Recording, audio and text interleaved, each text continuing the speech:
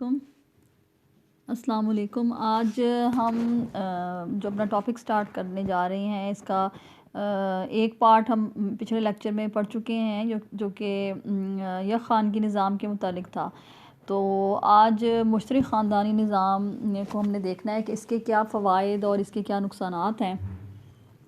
تو مشترکہ جو خاندانی نظام ہے اس سے مراد ہم ایسا طریقہ لیتے ہیں رہنے کا ایسا طریقہ جس میں ایک سے زیادہ کنبے اپنے خونی رشتوں کی وجہ سے ایک جگہ پر رہائش پذیر ہوں۔ ٹھیک ہے، جوائنٹ فیملی سسٹم ہم جسے کہتے ہیں، ایکسٹینڈڈ فیملی سسٹم، کہ جس میں ایک جگہ پر بہت زیادہ جو ہے خونی رشتے وہ ایک جگہ پر رہائش پذیر ہوں۔ اس کو ہم یوں بھی کہہ سکتے ہیں کہ مشترک خونی رشتوں کی بنیاد پر اپنے بچوں اور اپنے جو بھی زوج ہے یعنی ہسبینڈ ہے یا وائف، اس کے ساتھ رہنے کو مشترک خاندانی نظام کہا جاتا ہے۔ پال بی نے یہ ڈیفینیشن دی ہے، اس کے مطابق جو ہے وہ بچوں کے ساتھ اور زوج کے ساتھ رہنے کو مشترک خاندانی نظام کہا جاتا ہے۔ اچھا، اب مشترک خاندانی نظام میں ایک سے زیادہ کنبے بھی ایک چھت کے نیچے رہتے ہیں۔ جیسے اب آپ دیکھیں کہ دو بھائی ہوں، دو بھائیوں سے زیادہ بھی، تو اپنی بیویوں کے ساتھ، اپنی اولاد کے ساتھ اگر ایک گھر میں رہیں، پھر وہاں پہ دادا دادی چچا تایا وغیرہ رہتے ہوں، یعنی چار دیواری ایک ہی ہو اس کے اندر رہتے ہوں، تو وہ بھی مشترک خاندان کہلاتا ہے۔ اب مشترک خاندان کے فائدے کیا ہیں؟ تو سب سے پہلی بات یہ کہ والدین کی خدمت کرنے کا موقع ملتا ہے، اور جو ہماری اسلامی تعلیمات ہیں اس کے مطابق بھی یہی ہے کہ والدین کی بزرگوں کی خدمت کی جائے، اور وہ خاندان جس سے مطلب وائف کا تعلق ہو وہ سیکنڈ نمبر پہ اس کو امپورٹنس دی جاتی ہے، اور سب سے پہلے یہ کہ وہ والدین جنہوں نے آپ کو مطلب جو آپ کے ریئل حقیقی والدین ہو ان کا فرسٹ نمبر آتا ہے۔ ٹھیک ہے نا، یعنی جو دوسرے والدین ہیں جو وائف کے پیرنٹس ہیں ان کی وہ بھی والدین کے درجے میں آتے ہیں، لیکن ان کا جو نمبر ہے وہ دوسرا ہے۔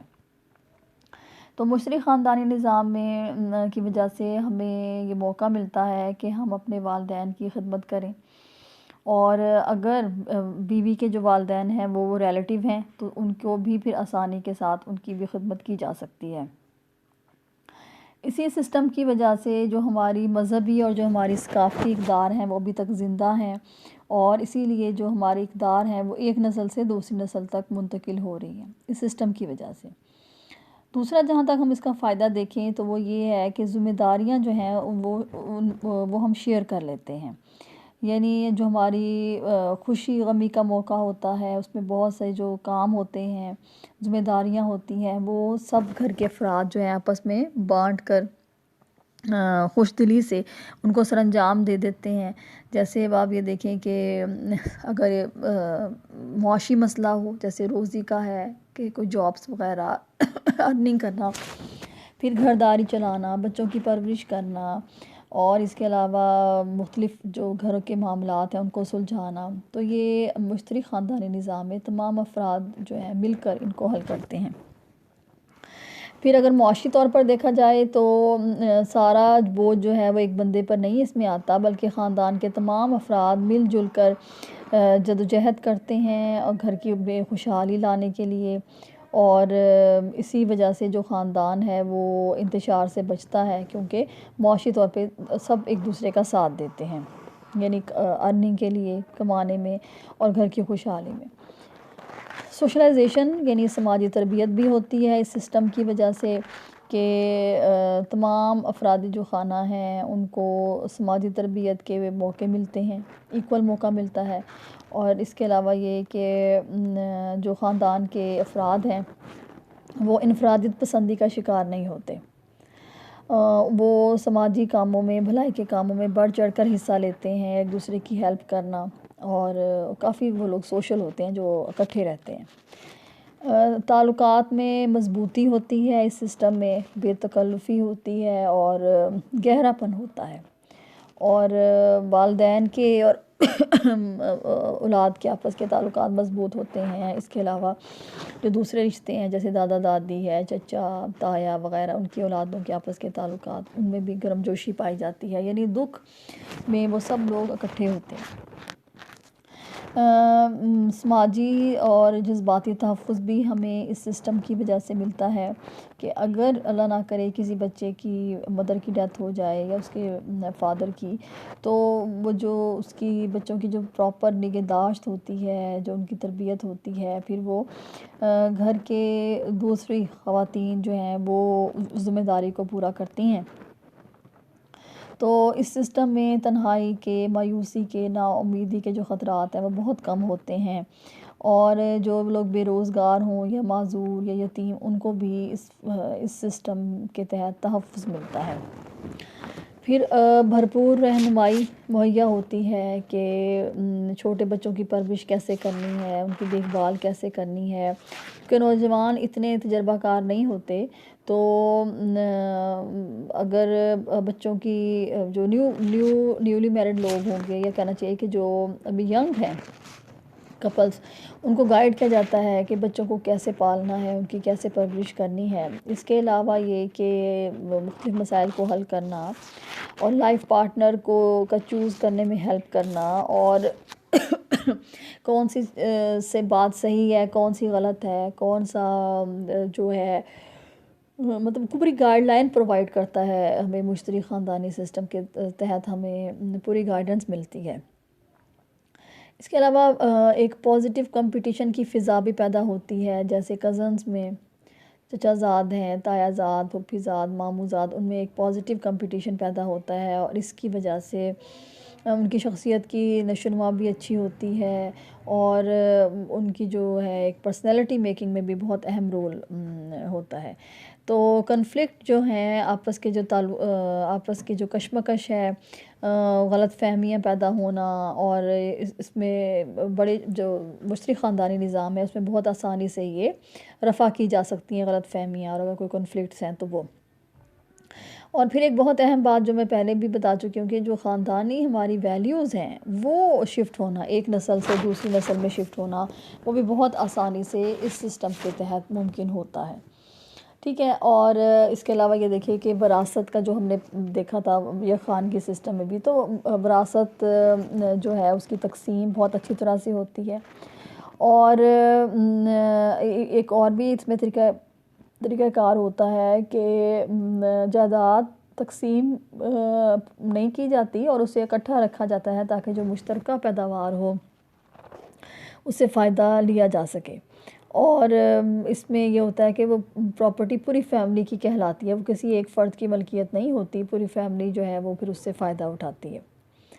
اور اگر ہم اس کے نقصانات دیکھیں تو نقصانات میں یہی ہے کہ پرائیویسی کی کمی ہوتی ہے، سب لوگ ظاہر ہے کہ جگہ بعض اوقات کم بھی ہوتی ہے، اس میں کافی لوگ رہتے ہیں، اور ہر فرد دوسرے کی کمزوریوں سے، دوسرے کے جو سیکرٹس ہیں ان سے واقف ہو جاتا ہے، اور اگر کسی میں کوئی پرابلم ہے، پرسنالٹی میں کوئی ویکنس وغیرہ ہے، تو وہ دوسروں کو جو ہے وہ آسانی سے موقع مل جاتا ہے اس کو جاننے کا، یعنی ہم چھپا نہیں سکتے اس سسٹم میں، کوئی اپنی پرسنل بات چھپا نہیں سکتے، تو یہ ایک اس کا لیک ہے۔ دوسرا یہ کہ بعض اوقات غلط فہمیاں بھی کافی زیادہ پیدا ہو جاتی ہیں، اور اگر انہیں بر وقت حل نہ کیا جائے تو بڑے بڑے جھگڑے اس سے پیدا ہو جاتے ہیں، اور مطلب کافی نقصانات بھی اٹھانا پڑتا ہے، یعنی اگر ٹائم پہ وہ سولو نہ کیے جائیں تو۔ پھر اس کے علاوہ یہ ہے کہ سماجی اور جو معاشرتی آزادی ہے وہ بھی اتنی نہیں ہوتی، ظاہر ہے گھر کا جو ہیڈ ہوتا ہے جوائنٹ فیملی سسٹم میں، وہ کوئی بڑا جو ہوتا ہے وہی سارے فیصلے کرتا ہے، اور انفرادی رائے کی اتنی اہمیت نہیں ہوتی، اور اس کی وجہ سے جو ہے وہ عملی زندگی میں کافی پرابلمس فیس کرنے پڑتے ہیں، کہ انسان کی جو اپنی ایک پرسنالٹی ہے، جو اس کی جو صلاحیتیں ہیں وہ نکھر کر سامنے نہیں آتی، بلکہ جس کی گھر میں جس کی حاکمیت ہوتی ہے اسی کے رولز جو ہیں وہ اپلائی کیے جاتے ہیں۔ کمپٹیشن اگر پازیٹیو ہو تو وہ تو ایک اچھا ہوتا ہے، لیکن بعض اوقات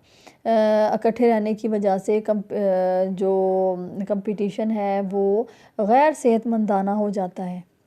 اور اس کی وجہ سے آپس میں حسد، رقابت اور بغض کے جذبات پیدا ہوتے ہیں، وہ احساسات جنم لیتے ہیں لوگوں میں، جو کہ نیگیٹو ایک فیلنگ پیدا ہوتی ہے۔ اگر جیسے ہم نے پڑھا تھا کہ یک خانگی سسٹم میں موو کرنا آسان ہوتا ہے، تو اس سسٹم میں اگر کچھ اچھے روزگار کے لیے، اچھی جابس کے لیے موو کرنا پڑے تو وہ بہت مشکل ہوتا ہے، وہ ممکن نہیں ہوتا، اور مطلب دوسروں کو دیکھنا پڑتا ہے، گھر کے بڑوں کی رائے کو اہمیت دی جاتی ہے۔ تو اس طرح سے کوئی فیملیز جن کو روزگار کے لیے اچھے مواقع ملتے ہیں وہ اویل نہیں کر سکتے۔ عام طور پہ اس میں شادیاں خاندان میں ہوتی ہیں،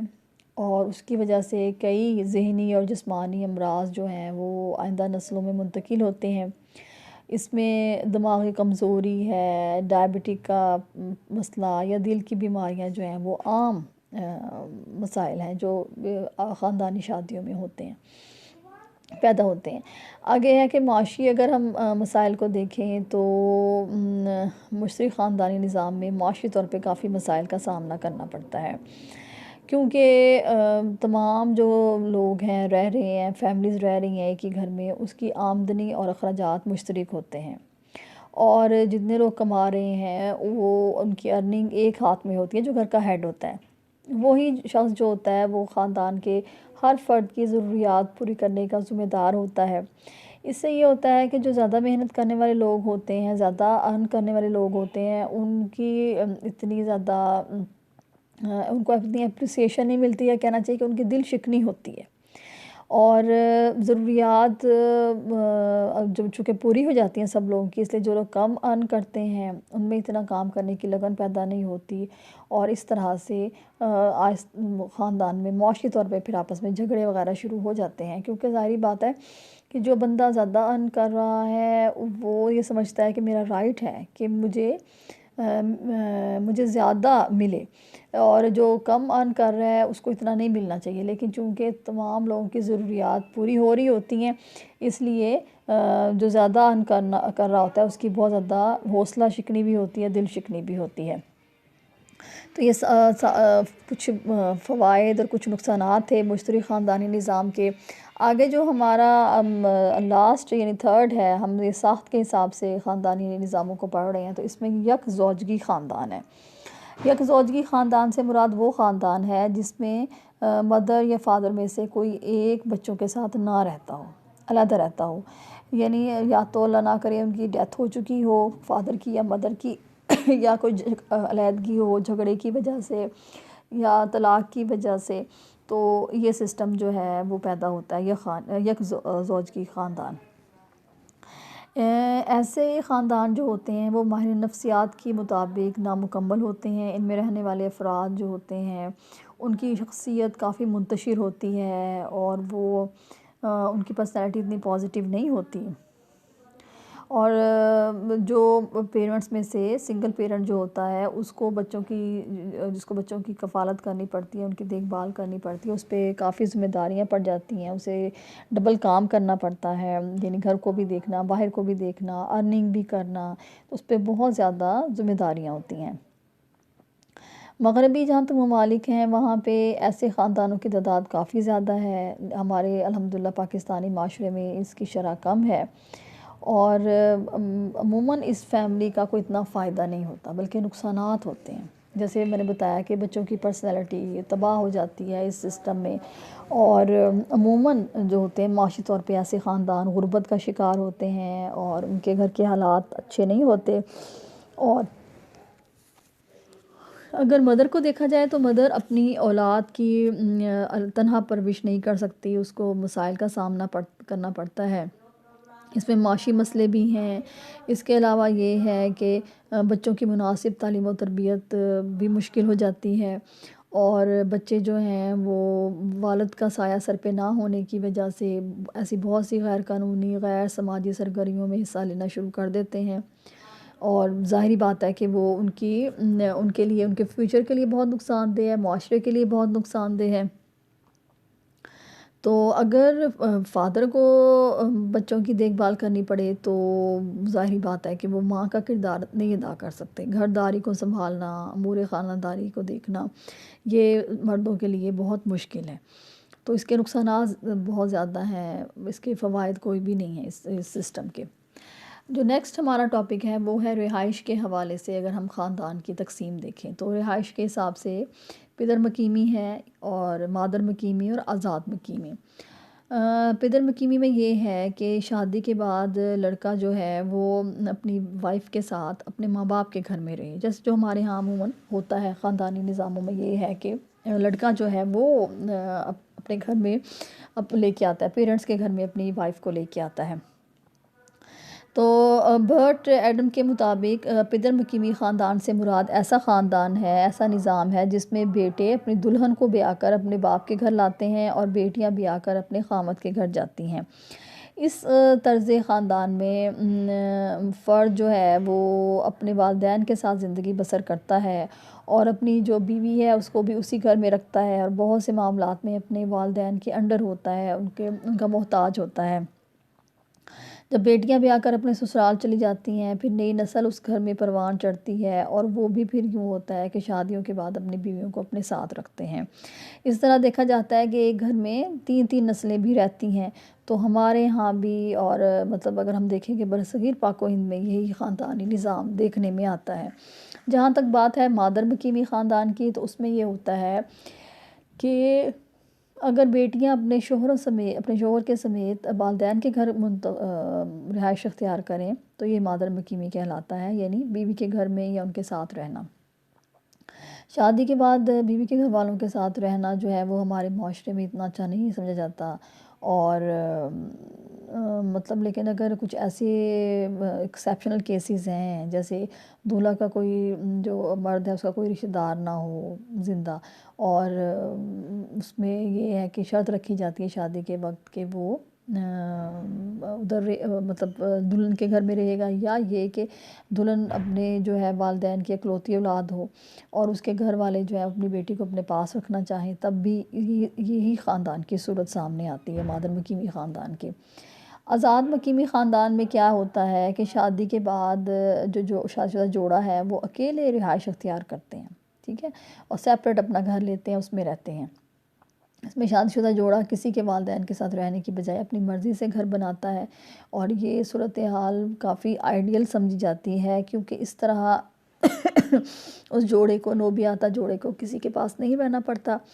اور انہیں تنہائی میسر ہوتی ہے، جس کی وجہ سے وہ ایک دوسرے کو بہتر طور پر سمجھ سکتے ہیں، آئندہ زندگی کے بارے میں بہتر فیصلے کر سکتے ہیں. تو یہ اس کے جو ہیں وہ اس حساب سے اسے کافی اچھا سمجھا جاتا ہے اس سسٹم کو. تھرڈ ہمارا ہے کہ اقتدار کے لحاظ سے خاندان کی کتنی اقسام ہیں. تو اقتدار کے لحاظ سے پدرانہ اقتدار، مادرانہ اور مساوی اقتدار. پدرانہ اقتدار جو ہمارے ہاں عموماً رائج ہے گھروں میں کہ تمام اختیارات مردوں کو ملتے ہیں، اسپیشلی فادر کو. مرد کی عزاداری ہوتی ہے اور مشرق خاندانی نظام میں بھی عموماً ایسا ہی ہوتا ہے کہ چاہے فادر یا دادا چاہے تایا ہو، مرد جو ہے وہ گھر کا سربراہ ہوتا ہے. اور ہمارے معاشرے میں جاگیردارانہ نظام جو ہے اس میں بھی اسی کو دیکھا جاتا ہے، پدرانہ اقتدار ہوتا ہے کہ مرد کا اختیار ہوتا ہے، مرد کا ہولڈ ہوتا ہے. یک خانگی نظام میں چاہے شوہر ہو چاہے باپ ہو وہ گھر کا سربراہ ہوتا ہے اور اس کی بات مانی جاتی ہے. لیکن یہ کہ کچھ گھریلو امور میں عورت کو بھی آزادی دی جاتی ہے کہ وہ اپنے گھر سے گھر کا سسٹم چلائے، اور اختلاف رائے جو ہے اگر ہو تو مرد کے ہی فیصلے کو برتری حاصل ہوتی ہے، اس کا آخری فیصلہ اسی کا ہی ہوتا ہے. جہاں تک بات ہے مادرانہ اقتدار کی تو مادرانہ اقتدار میں خواتین اسپیشلی اگر ہم دیکھیں والدہ، اس کو گھر میں حاکمیت حاصل ہوتی ہے، خاتون گھر کی سربراہ کہلاتی ہیں، گھر کے ہر فرد کو اس کے حکم کی تعمیل کرنی پڑتی ہے. اور حقیقی زندگی میں یہ عموماً ایسا نہیں ہوتا، بہت کم ہوتا ہے، زیادہ تر یہ ہوتا ہے کہ مرد کی حاکمیت ہوتی ہے. تو اگر خواتین کو آزادی ملے بھی تو انہیں امور خانہ داری میں آزادی ہوتی ہے، گھر کے جو معاملات ہیں گھریلو معاملات ان میں وہ اپنا رائے دے دیتی ہیں، لیکن عموماً انہیں اختیار مکمل نہیں ہوتا. اور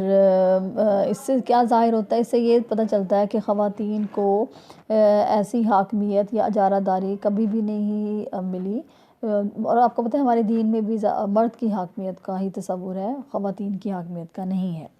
تو جہاں تک بات ہے مساویانہ خاندانی نظام کا، یعنی اس میں اقتدار جو ہے وہ مساوی طور پہ ملے، جیسے جمہوری ہوتا ہے،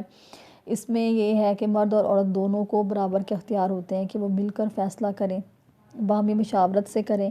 اور اگر اختلاف رائے ہو جائے تو اس میں بھی دلیل سے معاملے کو حل کیا جائے، کوئی ڈھٹائی سے دھونس سے معاملے کو حل نہ کیا جائے۔ اس نظام کو ہم جمہوری نظام کہتے ہیں۔ اقتدار جو ہے تو اس میں یہ ہے کہ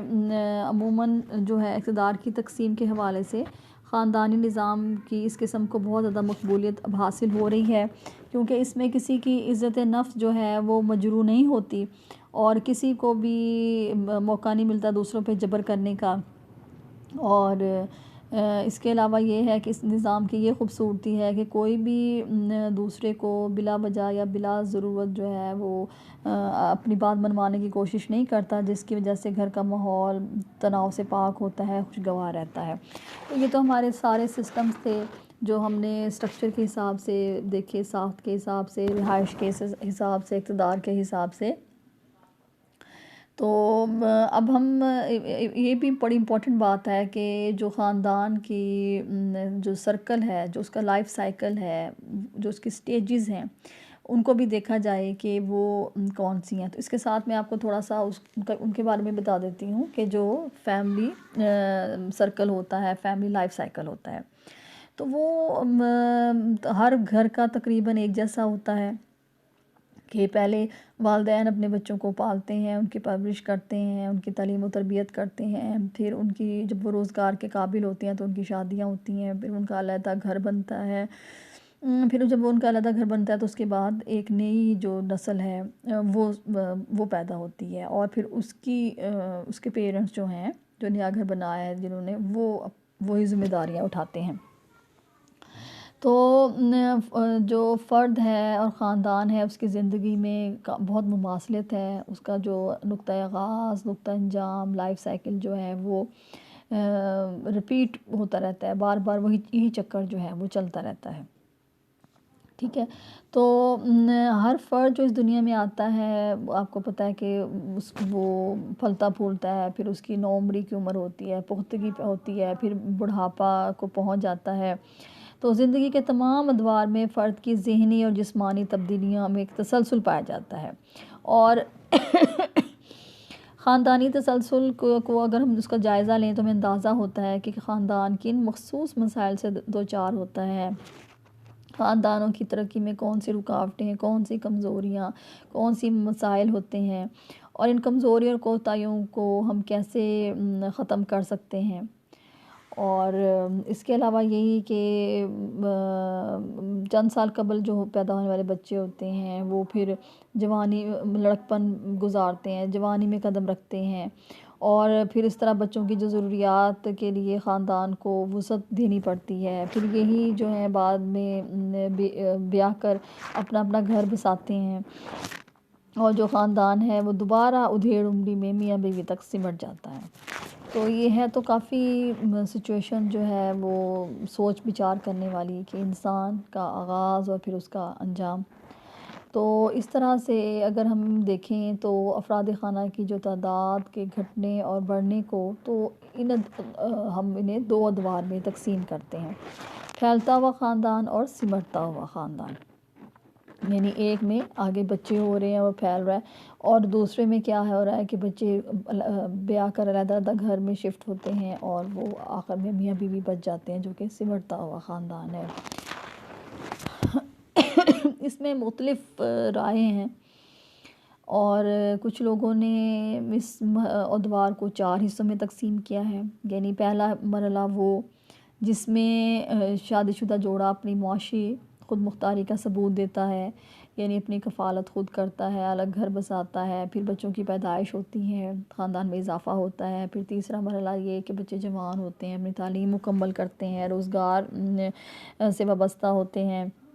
والدین کے پھر محتاج نہیں ہوتے۔ چوتھے مرحلے میں یہ ہوتا ہے کہ والدین بچوں کی شادیاں کر کے فارغ ہو جاتے ہیں، بچے اپنا الگ گھر بساتے ہیں، اور والدین پھر اکیلے رہ جاتے ہیں۔ اس طرح سے پیٹرک نے خاندان کے تسلسل کو 4 ادوار میں تقسیم کیا ہے، لیکن انہوں نے بچوں کی تعلیم کے حوالے سے وہ درجہ بندی کی ہے کہ پہلا دور اسکول جانے سے پہلے کا ہوگا، دوسرا دور اسکول جانے کا دور ہے، ٹھیک ہے، اور اس میں بچوں کے پاس والدین کے لیے بہت کم وقت بچتا ہے۔ تیسرا دور کالج اور یونیورسٹی کا ہے، جس میں بچے اعلیٰ تعلیم کے لیے بہت زیادہ مصروف ہوتے ہیں، بعض اوقات گھر سے بھی دور ہوتے ہیں۔ جو چوتھا دور ہے اس میں تعلیم سے فراغت کا ہے، جب بچے اپنی تعلیم مکمل کر کے روزگار میں مصروف ہوتے ہیں، اور پھر اس میں بھرپور وہ جوان ہو چکے ہوتے ہیں، جبکہ جو دیگر اہل خانہ ہیں وہ ان کی عمر ڈھل رہی ہوتی ہے۔ تو یہ مختلف لوگوں نے مختلف جو ہے وہ ادوار میں ان کو شفٹ کیا ہے۔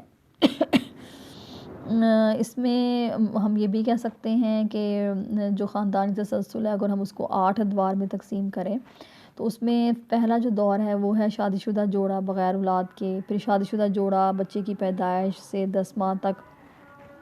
پھر 6 سال کی عمر تک کے بچے کے ساتھ یعنی اسکول جانے سے پہلے کا دور، پھر اسکول جانے والی عمر تک کے بچے کے ساتھ، اس کے بعد 5 جو ہے دور وہ ہے 13 سے 20 سال تک کی عمر کے بچوں کا، 6 جو ہے وہ جوان اولاد کے گھر چھوڑنے کا، اور پھر ادھیڑ عمری کا یعنی جب ریٹائرمنٹ کا دور ہے، اور آخر میں بوڑھے میاں بیوی کی وفات تک کا دور۔ تو یہ تمام ادوار ہیں جو زندگی کا یہ چکر ہے خاندان کا، جو کہ چلتا رہتا ہے اور کبھی پھیلتا ہے کبھی سکڑتا ہے۔ تو یہ ہم اس کے ساتھ اپنا آج کے لیکچر کو ختم کرتے ہیں۔ آپ کا انشاءاللہ نیکسٹ لیکچر میں اگلا ٹاپک ہم سٹارٹ کریں گے۔ السلام علیکم۔